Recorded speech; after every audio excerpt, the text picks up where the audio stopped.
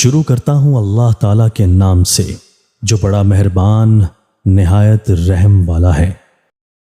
حضرت عبداللہ بن عمر رضی اللہ تعالیٰ عنہ کہتے ہیں کہ رسول اللہ صلی اللہ علیہ وآلہ وسلم نے فرمایا، رحم کرنے والوں پر رحمان رحم کرتا ہے۔ تم لوگ زمین والوں پر رحم کرو، تم پر آسمان والا رحم کرے گا۔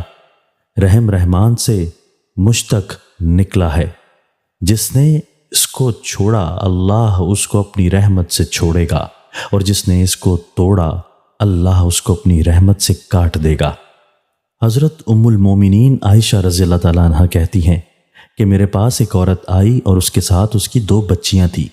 اس نے کھانے کے لیے کوئی چیز مانگی، مگر میرے پاس سے ایک کھجور کے سوا اسے کچھ نہیں ملا، چنانچہ اسے میں نے وہی دے دیا۔ اس عورت نے کھجور کو خود نہ کھا کر اپنی دونوں لڑکیوں کے درمیان بانٹ دیا اور اٹھ کر چلی گئی۔ پھر میرے پاس نبی اکرم صلی اللہ علیہ وآلہ وسلم تشریف لائے۔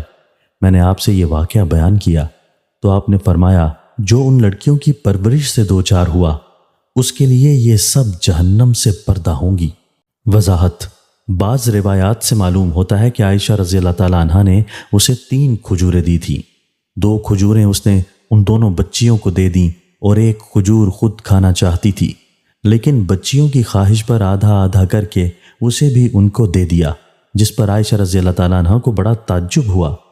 ان دونوں روایتوں میں تطبیق کی صورت یہ ہے کہ پہلے انہیں 1 کھجور دی، پھر بعد میں جب 2 کھجوریں اور مل گئیں تو انہیں بھی اس کے حوالہ کر دیا، یا یہ کہا جائے کہ یہ دونوں الگ الگ واقعات ہیں۔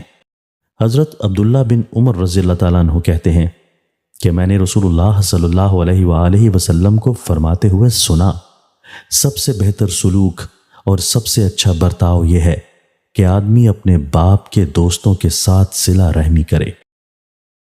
دوستو، اللہ تعالی ہمیں ان احادیث مبارکہ پر عمل کرنے اور اپنی زندگیوں کو سنوارنے کی توفیق عطا فرمائے۔